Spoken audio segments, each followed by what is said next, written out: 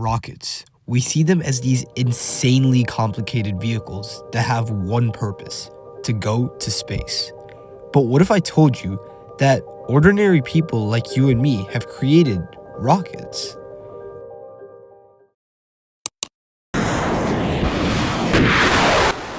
Amateur rocketry, the sport where average people like you and me build rockets.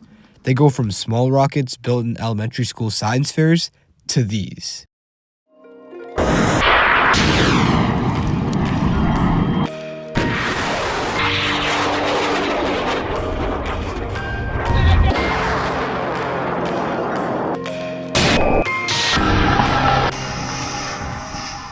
These rockets are launched on commercial motors ranging from A to O class, with a double total impulse range for each following classification.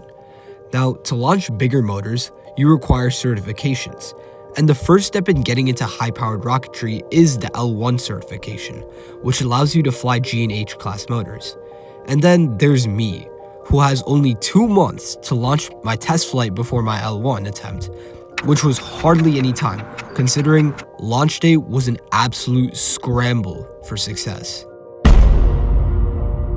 But anyways, this is the road to my L1 cert. But before building anything, I had to simulate. So I opened up OpenRocket, a rocket simulation software, and got to simulating. This initial launch on my L1 rocket was going to be on an Aerotech G80 motor, and I used a motor ejection charge to release a parachute. I was also using 3D printed nose cones and fins for my rocket, so I used Fusion 360 to CAD up these models. They were pretty solid, and I couldn't wait to print these models first try. After simulating all of the stuff, I placed my parts order and then made the genius decision to launch this in late September. It was mid-August at that time, and I had absolutely nothing done. But surely launch day would go perfectly well. So once I got my filament, I started printing my parts.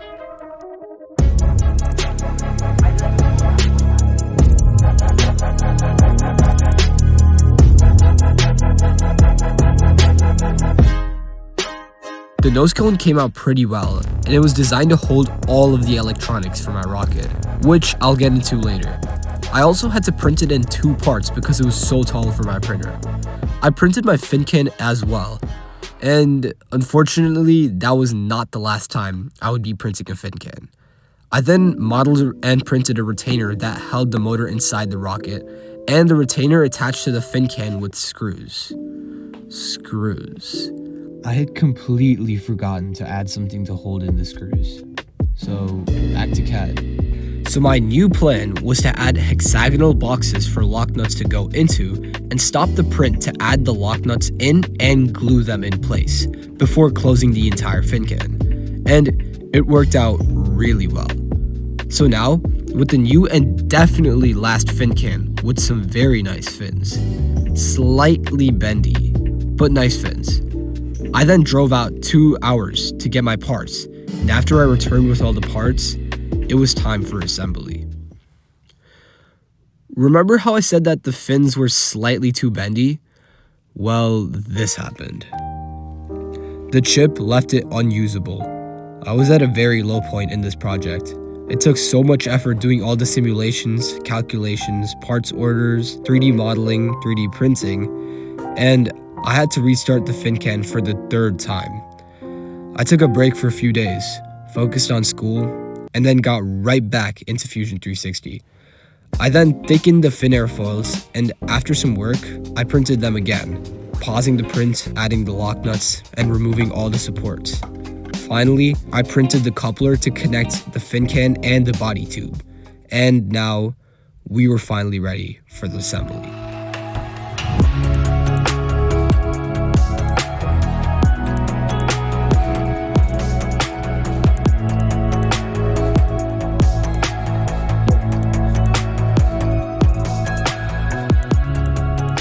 After gluing together the shock cord, fin can, body tube, motor mount, and nose cone pieces together, I present to you the Marker 3, the 3rd rocket I've built so far in this journey. And if you guys want more videos like this, like my actual L1 attempt video, make sure to subscribe and comment down below.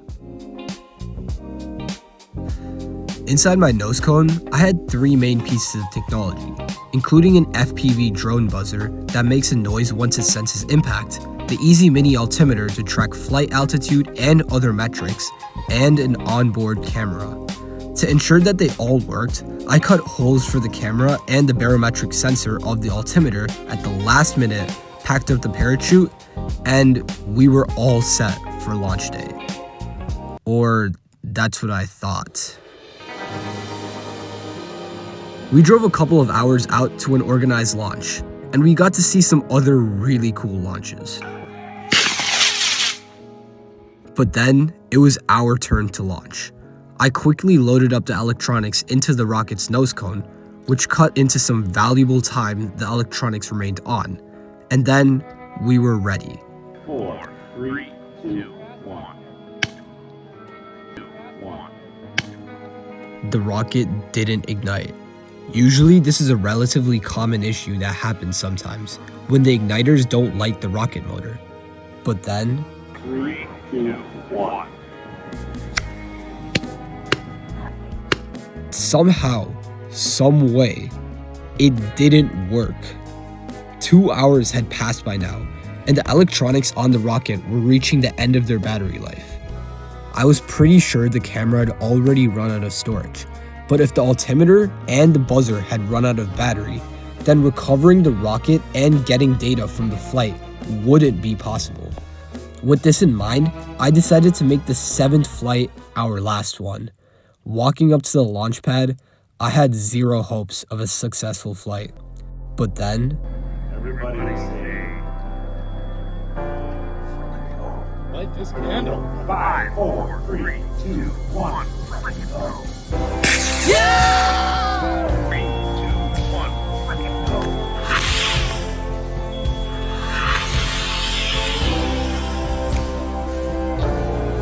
Oh yeah! Let's go!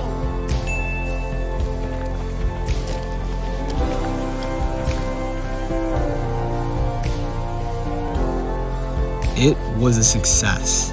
The cramming of work over the last 2 months paid off, and in the end, it was a beautifully straight flight. Even though we didn't get onboard footage, we did get data from the altimeter.